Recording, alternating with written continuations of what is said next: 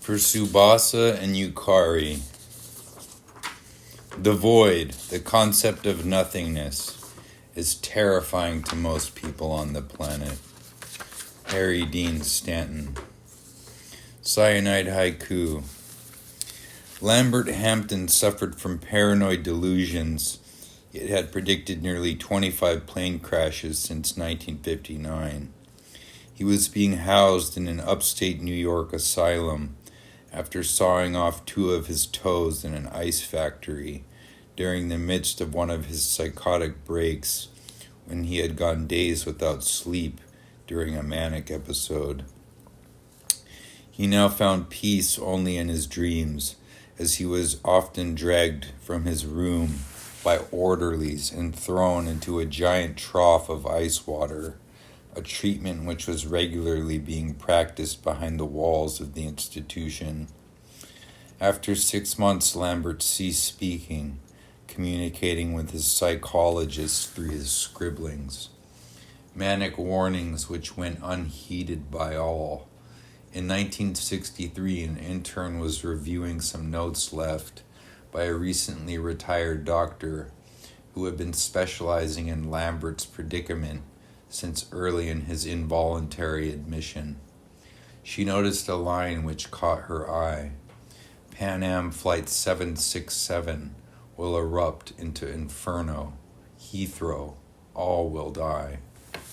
Earlier that month, a Boeing 707-120 had exploded on the runway in London. No survivors. She scanned further through the notes, realizing there were pages of handwritten conversations between Lambert and the doctor, Quentin Scales, a tubby Englishman who passed out drinking brandy in his oak armchair nightly, neck pressed against the blue fabric, the yellow sweat stains perfectly conformed to his gelatinous neck fat. The intern was quite bewildered that each reported crash had been premeditated by Lambert. After passing on the dream notes to a supervisor, the intern returned home one night to mysteriously find a bag of groceries and $300 cash stuffed into a manila envelope, the milk still sweating when she pulled it from the bag and placed it in the icebox. After reviewing the material on Lambert, an introvert named Kai Monroe released him into the care of a doctor named Tsubasa Hilano, who was a colleague during his schooling at Oxford. Most knew Tsubasa to be a quiet and introverted man who lived mysteriously in a mansion tucked away in the Davis Mountains near a recently constructed observatory, one of the first in West Texas, the McDonald Observatory on Dark Sky Drive, located off Highway 181. Many in the area had their ramblings about what he was up to, not only because he was a foreigner, but because it was rumored nearly 4 people had died under his care at a clinic he called the Dream Body Project. Kai was aware of the research Tsubasa had been piloting for nearly a decade and knew him to have a keen interest in the supernatural. Tsubasa was a quirky man. He drove a candy apple red 1966 Volvo Amazon with white wall tires and ate specially ordered rice from a small prefecture in rural Japan, which he claimed enhanced his dreams. His pillared adobe mansion was located atop a bluff, and he had a live-in butler named Gustavo, who could often be heard playing a cello in late afternoon. Tsubasa enjoyed smoking a pipe, sometimes with a nugget of opium on top, with a little sprinkling of keef. Similarly, he had filled an entire 30 acres on his property with a poppy field. He found poppy tea to be the perfect catalyst to enhance his dreams.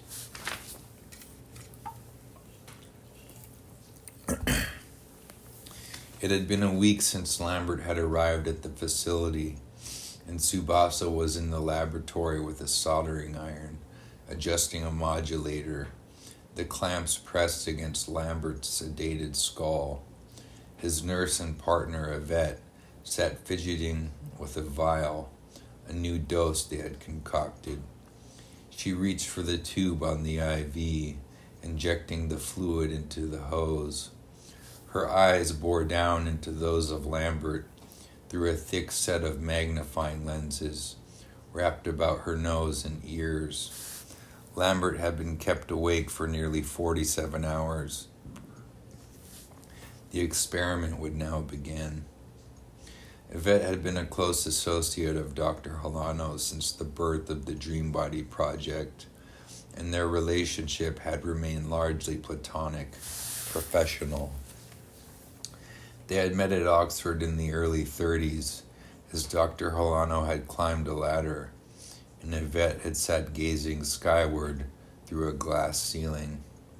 Finally, her number was called in 1950, when Dr. Holano contacted her about his most recent hypothesis.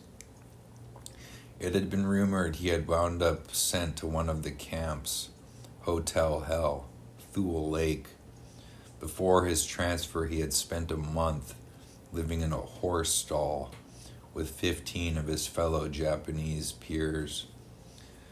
When they were transferred to Thule Lake, he was just happy to get a chance to play baseball. Shoulders always straight, eyes forward.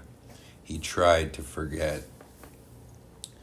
Once every 6 months, Dr. Holano would make a trip to El Paso to meet with a man named Ali Ostabusi, who would exchange a suitcase for a suitcase outside the Greyhound station. Ali made his living posing as a doctor himself, who was studying insect life in the Republic of Congo. One day, a sheriff on his day off had noticed him sticking out like a sore thumb, and although his paperwork checked out, Ali still offered him to take a look inside the briefcase. Laughing ever so gallivant, he tore it open rapidly with the twist of a brass key, revealing sticks stuffed into various glass tubes, sealed in cork with notes inscribed upon each specimen. Similarly, the briefcase contained a large array of dried flowers collected high from a Congolese mountain. It even held various samples of lowland gorilla hair. In 1966, Yvette and Dr. Holano had been provided with some of the most rare gorilla hair ever collected. Ali was able to get his hands on samples from Snowflake, an albino gorilla from Equatorial Guinea. Coincidentally, the sticks were not sticks at all. They were tree roots of a psychoactive nature, Congolese ibogaine, an ancient substance long used for interplanetary travel by ancient peoples since time immemorial. Ali provided ibogaine to some of the top intellectuals in the country at the time, including prominent writers, photographers, painters, and architects. Yvette injected more of the tincture into Lambert's IV, his back coming down to rest against the bed in a careening arch. She turned up the nitrous. "You ready, doctor?"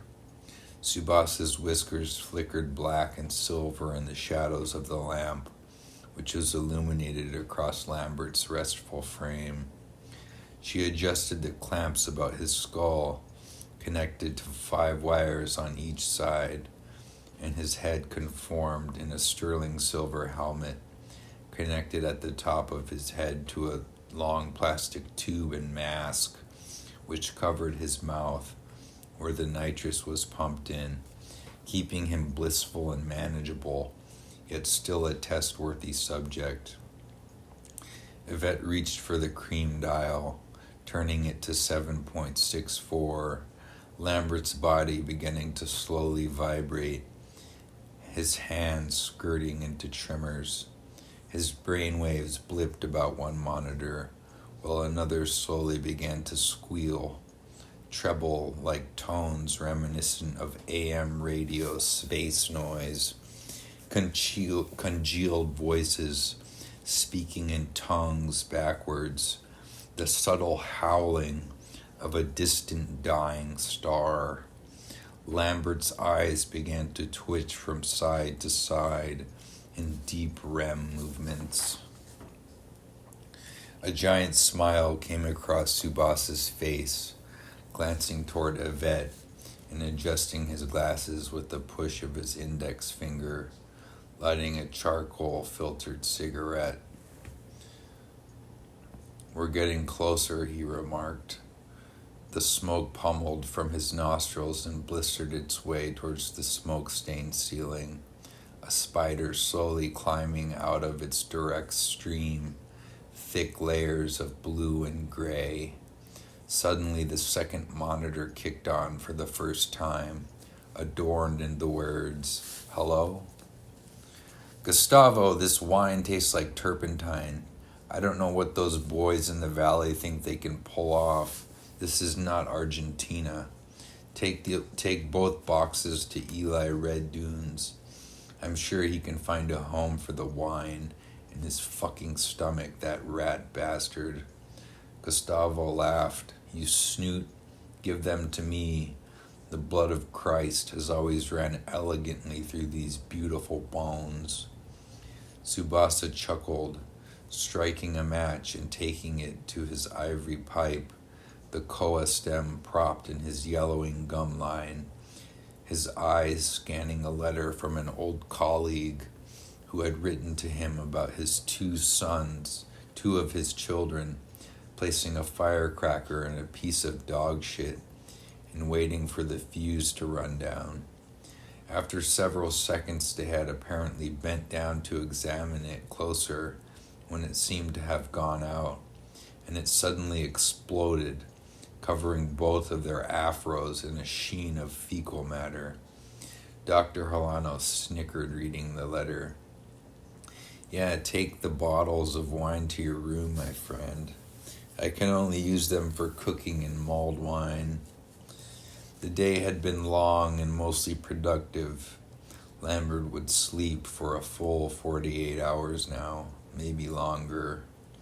When not sleeping, he read constantly, Dr. Holano having to special order many of his handwritten requests, which were frequently rare and always blistering near the edges of spirituality, the sciences, and prose. Lambert had proven to be a very high-thinking mixed bag. One never quite knew his mood of the day, speaking through body language, the slouching of shoulders, movements of the eyes and brow, incessant itching with no rash to be found. Some days he would hyperventilate, the orderlies rushing to his bedside, soothingly placing oxygen tubes into his nostrils and a cover about his eyes, while delicately covering his ears in foam ear protectors garnished from a Navy vessel. Dr. Holano kept a tarantula and cockroach cage in the living room, the bugs swirling about, and the spider named Sheila hungrily traipsing across the black soil in her burrow, anxious for a meal. She was an Australian tarantula of the Selenotepus plumpy species, preferring arid climates. After breaking off their back legs, Dr. Holano dropped 4 crickets into her cage, her furry legs slithering toward the helpless prey to suck the life out of them. Gustavo had prepared verde enchiladas for dinner, Dr. Holano's favorite. He lay on the couch in the living room, drunk on wine with the Debussy record cranked up nearly full volume on the stereo. He reached for his tea, followed by his wine. Suddenly the telephone began to ring. Slowly he reached his way toward the receiver, running a hand through his shoulder-length hair, tangled in strips of gray and raven black. It was Yvette. She informed him that the most recent quantum data had been completed. Subasa saving the excitement for the morning when everything was new again, slowly lighting an Egyptian cigarette and scratching at his arms. He was dying to know the results, yet knew he needed rest for his own sanity. He had spent enough time with Lambert to know better. He bid Yvette a quiet good night. She sounded utterly exhausted over the line. Slowly he fell back into the couch, drifting off once more, his food becoming cold at his side, and a world of dreams cast behind his eyelids. This was the eternal journey, and although junk sick by 6 p.m. on a nightly basis, it allowed him to see into the next world in all dimensions which followed. It was a quiet, hand-clamped addiction, hidden from most, except for Gustavo, who assisted in yearly opium harvesting and drying pods for the winter. Dr. Holano trusted almost no one, and his relationship with Gustavo was rare.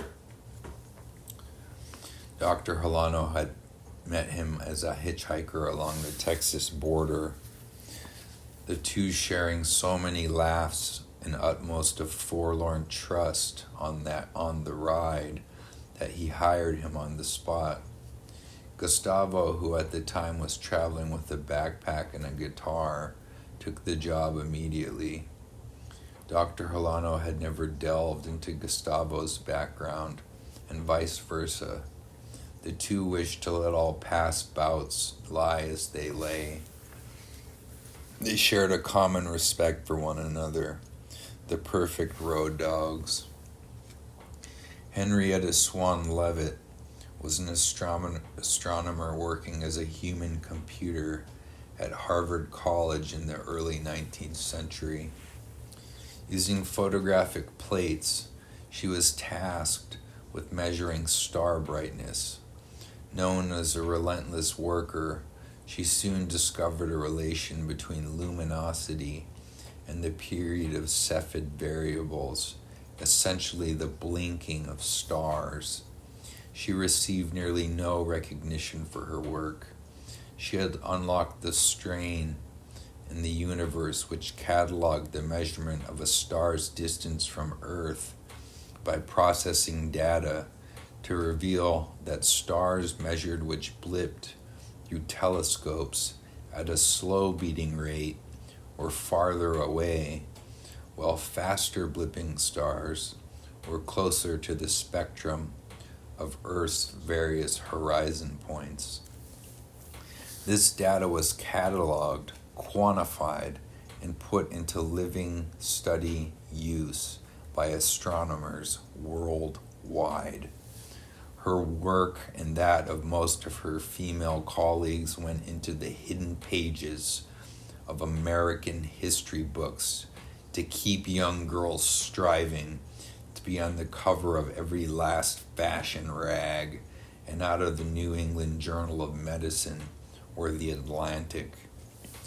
Leavitt Law had become absolutely crucial in Dr. Holano's study over the years, often calling in favors to colleagues working at different observatories nationwide.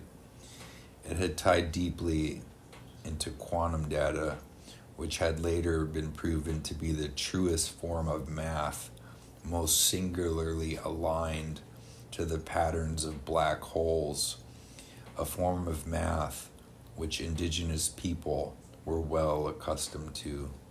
The satellite which guided them was not of the Western chain of thought. Dr. Holano lay in his marble bathtub with a bottle of wine from 1928 perched along the edge of the tub next to his chalice.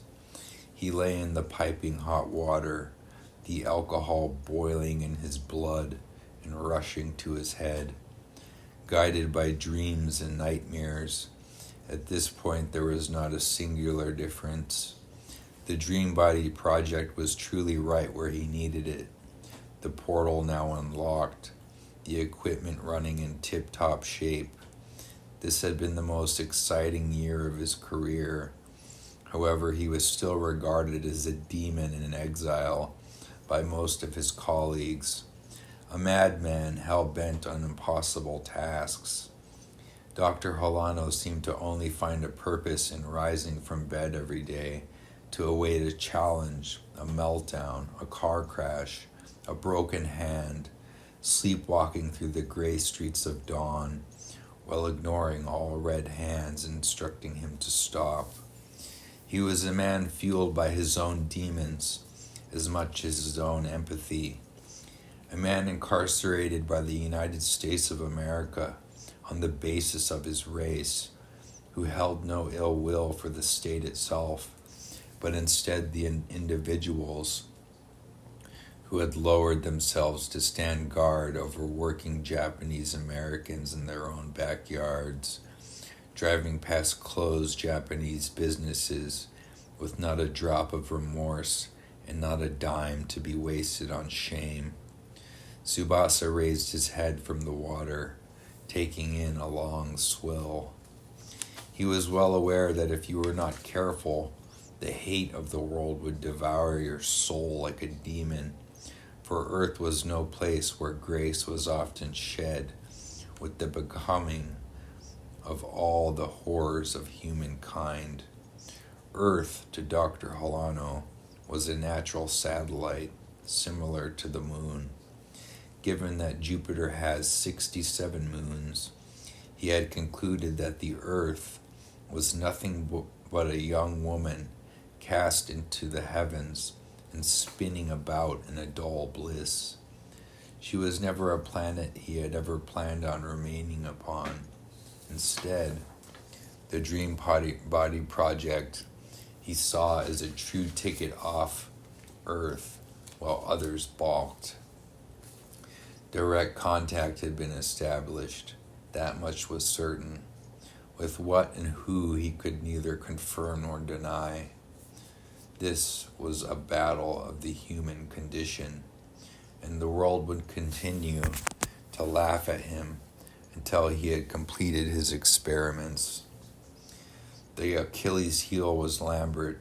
He wished to remain for now, yet what if he decided to flee? He closed his eyes once more, the vino easing its way down his gullet. Dr. Holano placed his crystal goblet down atop the white tablecloth, the grapefruit juice careening out of the edge of the glass in a miniature wave. It was 5:45 a.m., and the sun was just beginning to break across the ridges of the Davis Mountains. The poppies swayed in the morning wind, the heat slowly beginning to pack itself down like bricks upon the land. The locusts that year had been bad, swarming the peach grove and devouring every last piece of growth, which the town of Alpine knew Dr. Holano to be famous for. Several times per year, Dr. Holano was chosen to speak at Sul Ross State College. Many found his lectures electrifying in nature, hidden behind many veils, while others left presuming him to be nothing more than a janitor of lunacy. How could a room full of West Texas rednecks ever know his true nature anyway? Beyond their true frame of mental capacities and far from their league, he lacked at the lot of them as mere simpletons. He reached once more for his nectar, the beautiful tangy grapefruit juice that was freshly squeezed, icing its way down his gullet, his eyes closing in a smile, and remembering the light of Okinawa. Subtle fragments, memories breaking upon the shores of his mind. He had only lived in Japan till the age of 5, when his mother and father took up jobs in Crescent City, California. Tsubasa had chosen to settle in West Texas after their incarceration. finding America to be quite beautiful and the land surrounding Alpine perfect for his work, particularly due to the lack of light pollution. Because of the way he carried himself, he seemed to encounter little to zero harassment from that of the locals as a Japanese man, often dressed in camel hair suits with wool ties or casual shirts, eyes glued in a rabid scowl.